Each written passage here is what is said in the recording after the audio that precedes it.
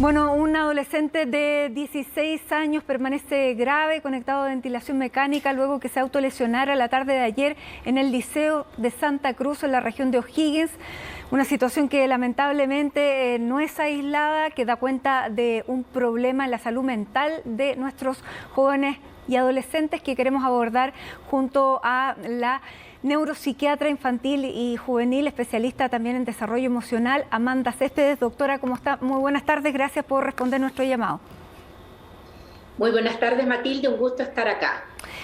Doctora, ¿cuán frecuentes son las agresiones, las autoagresiones en jóvenes adolescentes, sobre todo después de la pandemia? Son extraordinariamente frecuentes, han aumentado muchísimo. En primer lugar, debemos decir que los adolescentes de por sí están atravesando en cualquier momento histórico por una etapa muy crítica, con mucho compromiso emocional, que es biológico, que tiene que ver con los cambios que se producen en esa edad.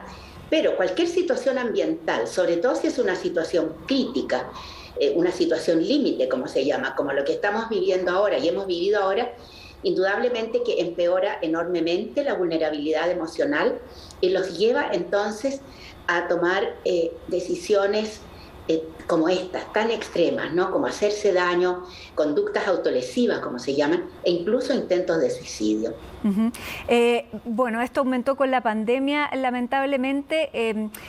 Aumentó también la violencia y nos pone muchísimos desafíos por delante, porque estos problemas, y lamentablemente también lo decimos en las autoagresiones, no venían, o sea, se venían arrastrando de antes. ¿Qué es lo que ocurre ahora y cómo podemos intervenir? ¿Qué es lo que más nos preocupa? Matilde, la situación de compromiso integral, porque se habla mucho de salud mental, pero la verdad es que la mente no va separada del resto del organismo. Entonces deberíamos hablar de compromiso de la salud integral, incluida la salud mental. Ha tenido un fuerte deterioro en los últimos 2 años. En parte se ha agravado, porque ya venía desde antes y vamos a seguir teniéndola. Debemos considerar que hoy día todos, pero sobre todo nuestros niños y adolescentes, están en una etapa de convalescencia, por así decir, de graves impactos emocionales que les ha tocado vivir en sus hogares, en sus barrios, en sus territorios, durante este tiempo más crítico de pandemia. Y eso, de alguna manera, explica que no estén para nada en armonía, en equilibrio. Están muy desequilibrados en su salud general y sobre todo, por supuesto, en su salud psicológica. Por lo tanto, es fundamental que los adultos, aún no estando bien, los adultos tampoco, tengan que hacer un esfuerzo para poder contenerlos y sobre todo quienes trabajan de manera directa con ellos, que son los docentes. ¿Qué es lo que debiéramos hacer? Yo diría, en primer lugar, preocuparnos de la salud de los docentes. Eso es clave. El docente fue tremendamente agraviado por esta situación de pandemia. Sufrió mucho agobio, sufrió muchas críticas, sufrió una sobrecarga laboral tremenda. Y no están bien ellos. Hay que empezar por ellos, en primer lugar. Si ellos están bien, van a poder hacer un trabajo de apoyo, de contención emocional a los alumnos de mejor manera. Y necesitamos tiempo, y necesitamos sobre todo crear comunidades de apoyo al interior de las escuelas, de los liceos, de todos los lugares donde se reúnen personas, comunidades colaborativas. Hay que aprender a vivir de otra manera, hay que aprender a vivir de una manera más humanitaria. ¿Esto es bueno hablarlo, doctora? Por ejemplo, ¿es bueno hablar entre los estudiantes de la violencia, de las autolesiones, o más bien hay que tratar de seguir adelante y mejorar la convivencia y crear comunidad? Sí, sin duda alguna. Como decía, los adolescentes están ya de por sí atravesando un muy mal momento. Y sobre eso se suma lo que han vivido en casa, ¿no? Han vivido violencia intrafamiliar, han visto mucha alteración emocional también en los adultos que los acompañan a vivir en sus hogares. Por lo tanto, ellos no están bien y requieren mucho apoyo, pero requieren también tiempo. Nada se va a poder hacer en corto plazo. Vamos a tener que actuar en meses. Y aquí yo quisiera decir algo importante. Nunca como hoy ha sido necesario dos cosas. Una es que los docentes necesitan preparación en el conocimiento del desarrollo socioemocional de los niños a las distintas edades. Se habla mucho de la educación socioemocional, pero ocurre que antes de pensar en educarlos socioemocionalmente, que a mí personalmente me parece que no tiene sentido este concepto, pero antes hay que conocer el desarrollo socioemocional.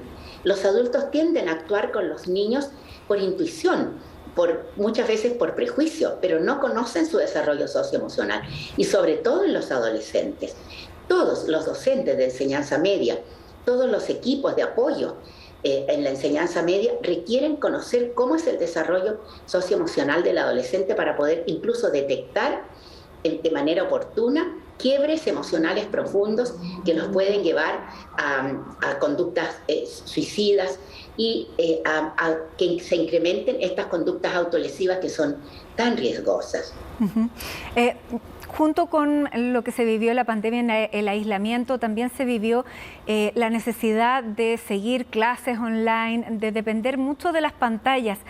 ¿Cuánto ha minado la empatía de los jóvenes que se han relacionado durante 2 años a través de una pantalla y que ahora se tienen que encontrar y se han vuelto tremendamente agresivos? Así es. Fue un deterioro tremendo, un deterioro muy profundo de las habilidades sociales y, como decía muy bien usted, de la empatía. El estar permanentemente interactuando con otros de manera virtual deteriora severamente las habilidades sociales, deteriora severamente lo que se denomina la cognición social, que es el ser capaz de leer la mente del otro y adecuar la conducta. Ocurre que en la pantalla nosotros solo vemos rostros, no vemos el resto del lenguaje corporal, y muchas veces hasta la voz es distorsionada. Para colmo, la mascarilla, ¿no?, que elimina parte importante de la información facial que se envía. Todo esto ha significado un retroceso muy importante en las habilidades del cerebro social, pudiéramos decir. Esto es muy biológico. Y desde esa perspectiva, los chicos están volviendo a clases muy como precarios en sus habilidades sociales, habiéndose muy afectada la empatía. Y lo otro que afecta mucho la empatía es la pérdida de la motivación vital, ¿no? Sobre todo en los adolescentes. Todo lo que han vivido ha significado que el adolescente ya no tenga proyectos, ya no tenga un propósito en su vida, no vea un sentido a su vida, y por lo tanto se centra en gratificaciones inmediatas. Y muchas veces las gratificaciones inmediatas en la adolescencia son conductas de riesgo, y dentro de esas conductas de riesgo está la violencia. En otras palabras, estamos en un escenario muy diferente al que habíamos vivido hasta el año 2019. Y acá pienso yo que es necesario reforzar a los docentes, entregarles herramientas, pero al mismo tiempo apoyarlos a ellos también, porque están muy quebrados, están muy dañados también ellos.